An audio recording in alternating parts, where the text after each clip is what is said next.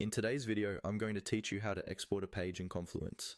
Exporting a page is really useful if you need to share information with someone who doesn't have access to your Confluence space, or if you want to keep a local copy as a document or a PDF. I'll walk you through the process step by step so you can follow along easily. First, open Confluence and navigate to the page you want to export. This could be any page, a requirements document, a meeting note, a project overview, or a knowledge base article. Make sure you've selected the exact page you want, not just a space or a parent page. It helps to quickly scan the page to confirm it's the latest version and that all the content you need is visible, including any tables, images, or embedded macros.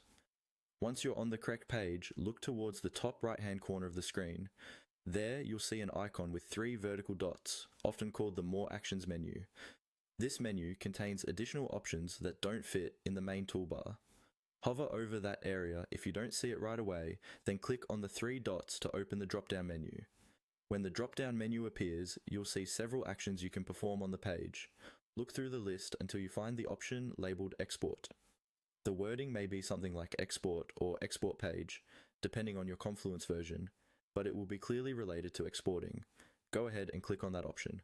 After clicking Export, Confluence will ask you what format you want to use. Typically, you'll see options like Export to Word and Export to PDF. Choose Export to Word if you plan to edit the document further, add comments offline, or integrate the content into another document. Choose Export to PDF if you want a fixed read-only version that's easy to share and will look the same on any device. Click on your preferred option and Confluence will start generating the file.